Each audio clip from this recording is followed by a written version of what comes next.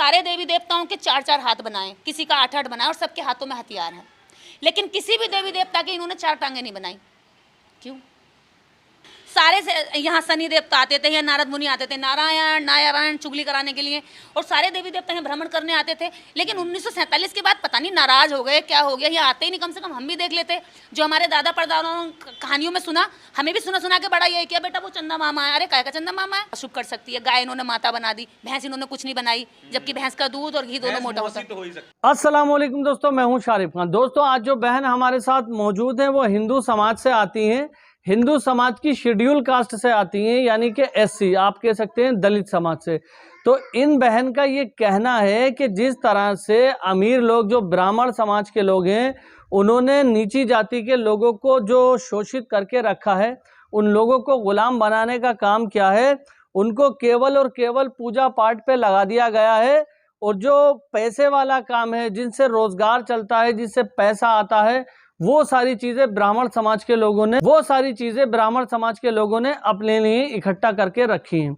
दोस्तों, इन्होंने ये भी आरोप लगाया, इस वीडियो के अंदर देखेंगे आप, उनसे ही आपकी बातचीत कराऊंगा, वो खुद बताएंगी अपने मुंह से आपको। फिलहाल 2 बातें मैं आपको बताता चलूं कि सबसे बड़ी नाराजगी इनकी क्या है। इनकी सबसे बड़ी नाराजगी ये है, जो ये सारी चीजें बोल रही हैं कि पिछड़ी जात यानी दलित समाज के जो लोग होते हैं, उनको आज भी ब्राह्मण समाज के लोग नीचे की निगाह से देखते हैं। इनके आरक्षण पर हमला करते हैं। वो अगर घोड़ी पे चढ़ते हैं, बारात लेकर के जाते हैं, तो उनके साथ मारपीट की जाती है। किसी ब्राह्मण समाज के व्यक्ति के सामने से अगर वो गुजरते हैं चप्पल पहन करके, फोन पे बात करते हुए, तो आए दिन आपने सुना होगा कि मारपीट की घटनाएं आती हैं। इस सारी चीज़ों को लेकर के इन्होंने बहुत ज़्यादा, इनके मन में गुस्सा है। मंदिर को लेकर, भगवानों को लेकर, साधु संतों को लेकर इन्होंने ऐसी बातें बोली हैं, बहुत कुछ बोला है। इस वीडियो के अंदर आप देखने वाले हैं। लेकिन वीडियो शुरू करने से पहले मैं आपको बता दूं कि मैं सभी धर्मों का सम्मान करता हूं। हमारी नज़र में सभी धर्म सम्मानजनक है। इस वीडियो को दिखाने का मकसद केवल इनके निजी विचारों को आप तक पहुंचाना है कि ये क्या सोचती हैं। ये चैनल या हम इनकी बातों की सत्यता की पुष्टि नहीं करते कि ये जो कुछ भी बोल रही हैं वो सही है या गलत है। ये काम आप लोगों का है, कमेंट में ज़रूर बताना। फिलहाल इनके निजी विचार क्या हैं, ये आप लोग देखिए, इनको ध्यान से सुनना। पीएचडी करे हुए, बहुत ही ज़्यादा पढ़ी लिखी औरत हैं, और लॉ में इन्होंने डिग्री हासिल की है। अपने 8 हाथों की देवियां बनाई हैं। हाँ। लेकिन आज एक भी बच्चा 8 हाथों के साथ नहीं होता। सबके इन्होंने 4 हाथ बताया जाएगा। हाँ, 4 हाथ। उसे मतलब विकलांग कहेंगे, और उसे कहीं नौकरी भी नहीं मिलेगी। कहीं स्कूल में भी बच्चे देखकर हंसेंगे, मजा ही कैसा बच्चा है ये। इन्होंने सारे देवी देवताओं के 4-4 हाथ बनाए, किसी का 8-8 बनाया, और सबके हाथों में हथियार है। लेकिन किसी भी देवी देवता के इन्होंने 4 टांगे नहीं बनाई। क्यों? सवाल है मेरा। हो सकता है इस पे भी हो मुकदमा। ये सिर्फ 2 ही क्यों बनाई है? क्या चलने में दिक्कत आती है उनको? वो कैसे चलते 4 टांगों से? रेप्टिल्स की तरह नीचे रेंग कर फिर कैसे चलते फिर वो? और जिस दिन से संविधान लागू हो गया भारत में 1947 के बाद में, सारे से यहाँ शनि देवता आते थे, या नारद मुनि आते थे, नारायण नारायण चुगली कराने के लिए, और सारे देवी देवता यहाँ भ्रमण करने आते थे। लेकिन 1947 के बाद पता नहीं नाराज हो गए, क्या हो गया, यहाँ आते ही नहीं। कम से कम हम भी देख लेते। जो हमारे दादा परदादाओं कहानियों में सुना, हमें भी सुना के बड़ा यही किया, बेटा वो चंदा मामा है। अरे काय का चंदा मामा है? सारे ग्रह एक जैसे, एक से एक बड़ा साइज का है, और वो हमारा मामा कैसा हो गया? और हमारा मामा यहाँ पे जो है, किसी के यहाँ पे 4th क्लास की नौकरी कर रहा है, तो हमारा मामा है। वो हमारा मामा है जो हमारे मतलब जो जिंदा इंसान है। मतलब उनको बताया गया, पत्थरों के साथ इन्होंने रिश्ते जोड़ दिए, कुत्ते के साथ जोड़ दिए, बिल्ली के, कुत्ता भैरव बना दिया, बिल्ली इन्होंने वो बना दी रास्ता काट के वो अशुभ कर सकती है, गाय इन्होंने माता बना दी, भैंस इन्होंने कुछ नहीं बनाई, जबकि भैंस का दूध और घी दोनों मोटा होता है। तो हो ही सकती थी। कोई मौसी मानने को तैयार नहीं है। मुझसे कहते हैं कि तुम गाय माता को क्यों ऐसा बोलती हो? तो मैं बोलती हूँ चलो ठीक है, आप ही बोल रहे हो गाय माता, मैं तो नहीं बोल रही। तो ये बताओ, गाय का पति क्या हुआ? कि सांड तुम्हारा बाप है। हमसे कहते हैं साला गाय हमारी माँ है और सांड तुम्हारा बाप है। अरे ऐसे कैसे होगा यार? अगर दोनों कपल हैं और दोनों कपल से एक बच्चा आया, हाँ। उसका बछड़ा पैदा हुआ, तो बछड़ा किसको बाप बोलेगा? हाँ। इंसान को तो नहीं बोलेगा ना। वो अपने बैल को ढूंढेगा। अगर उसका डीएनए ढूंढना पड़ेगा तो किस में ढूंढेंगे जाके? अगर बिल्ली का ढूंढेंगे तो किस में ढूंढेंगे? बिल्ली की प्रजाति में। हाँ। है ना? और इंसान का ढूंढेंगे तो इंसानों में ढूंढेंगे। हाँ। तो वो कहते हैं कि गाय का हम दूध पीते हैं इसलिए गाय को माँ कहते हैं। तो हमने कहा भी दूध तो भैंस का ज्यादा पिया जाता है पूरे भारत में, तो भैंस को भी माँ बोलो, फिर भैंस को माता बोलो, बड़ी अम्मा बोलो उसको कि बड़ी मम्मी ज्यादा दूध देती है। तो फिर बकरी का भी पीते हैं। और जब हमें डेंगू होता है, मलेरिया होता है, तो बकरी का दूध बहुत मतलब औषधि माना जाता है, तो बकरी को भी कुछ बोलो। तो क्यों नहीं बोलोगे भी भेड़ के दूध से और भेड़ के घी से टीबी और अनेक कई बीमारियां खत्म होती है, तो उसको भी कुछ बोलो। तो इसका मतलब केवल एक को ही क्यों? क्योंकि इस पर तुम्हें राजनीति करनी है, इसके चलते तुम्हें मॉब लिंचिंग करनी है, तुम्हें मासूम बेगुनाह युवाओं को मारना है, तुम्हें मुस्लिमों को शिकार करना है, तुम्हें दलितों को शिकार करना है, तुम्हें हम जैसों पर केस लगाना है, इसलिए तुमने उसको हथियार बनाया हुआ है। आज इतनी दुर्गति हो रही है लंपी वायरस से गाय माता की, कोई भी मंदिर कोई भी कोई मंदिर कोई ट्रस्ट कोई बाबा ये नहीं कह रहा कि मैं इतना दे रहा हूँ, लोग गाय माता के लिए अपनी माता के लिए वो क्रेन में बंद के जा रही हैं, दर्द नहीं हो रहा, हमें दुख रहा है, जबकि हमें दर्द हो रहा है कि देखिए जानवरों की क्या स्थिति है। क्योंकि एक समय पर इंसान का सबसे बड़ा मुख्य जो जीवन का वो होता था, जीवन यापन का पशुपालन ही था, सबसे महत्वपूर्ण पशुपालन ही तो था। जब इस देश में कल कारखाने नहीं थे तो उससे पहले पशुपालन ही इनका मुख्य कारण था। यंत्रों का डर निकल गया ना, तो अब गालियां दे रहे हैं, गालियों का डर निकलेगा, चरित्र की धमकी देंगे, चरित्र का डर निकलेगा तो भगवान नर्क मिलेगा। अब मैंने कहा नर्क का प्लॉट मेरा बुक कर दो भाई, मैं नर्क में चली जाऊंगी, तो उन्होंने कहा कि तुझे जेल भेजेंगे।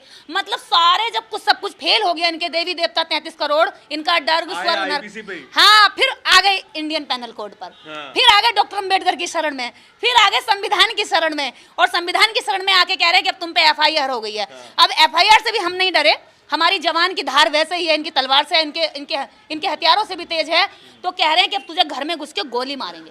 अब मतलब खुद आतंकवादी बनने के लिए तैयार हो गए, लेकिन बोलने नहीं देंगे। मारने को उतारूंगा लेकिन बोलने नहीं देंगे। मैं इस देश की बेटी नहीं हूँ, मैं हिंदू की बेटी नहीं हूँ, मेरे सारे सर्टिफिकेट में अभी भी हिंदू लिखा हुआ है। मेरे बाप दादाओं ने हिंदू की प्रैक्टिस की है, मेरे बाप दादाओं ने सारे मंदिरों में जाकर के दान दक्षिणा चढ़ाई है। उन दान दक्षिणाओं पर पढ़ने वाली उनकी औलादें आज मुझे काटने की बात करती हैं। जिन ब्राह्मणों को, जिन पंडितों को मेरे बाप दादाओं ने पाला पोसा, अपना श्रम करके, अपनी मेहनत करके, उनकी औलादें आज बड़ी होकर के कहती कि तेरा बलात्कार करेंगे। इसलिए पोसा था मेरे बाप दादाओं ने, अपने श्रम का एक एक रुपया जोड़ करके इनके मंदिरों में चढ़ावा चढ़ाया, इनके कहने पर कथाएं कराई, इनके कहने पर व्रत करें, इनके कहने पर होली दिवाली सारे त्योहार मनाए। इसलिए इसका मतलब यह है कि तुम परजीवी हो, तुम हमारे श्रम पर पलना चाहते हो, और अगर हम सवाल भी करें तो तुम हमारा घटनाएं घटने के लिए हमें संकेत देते हो कि ऐसा हो सकता है, चुप हो जा। हर तरह से दबा रहे हैं। जहर खा के साबित ही नहीं कर सकते थे। अच्छा, मैंने तो कहा भी आप मेरा जहर खा लीजिए और ये जहर मेरे ससुर जी तक पहुंचाना है, बस मुझे एक काम चाहिए, और मैं तो जीवन भर आपके पैरों में लुटी रहूंगी। और सबसे कहूंगी इनके इस बात बहुत शक्तियां हैं और इनके मंत्रों में बहुत ताकत है। लेकिन ना तो कोई ब्राह्मण आया, ना कोई बहस करने आया, ना कोई बात करने आया।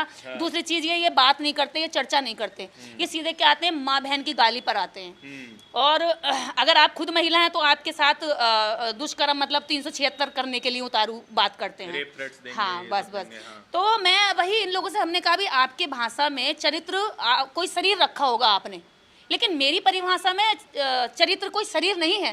चरित्र उसका विचार है, उसकी सोच है, उसके कर्म है, और मैं वो अपने पर भी लागू करती हूँ। मैं किसी महिला के चरित्र का आकलन उसके शरीर से नहीं करती कि उसकी शारीरिक बनावट कैसी है या पुरुष की शारीरिक ढांचा कैसा है, मैं उसके कर्म और वचन से करती हूँ।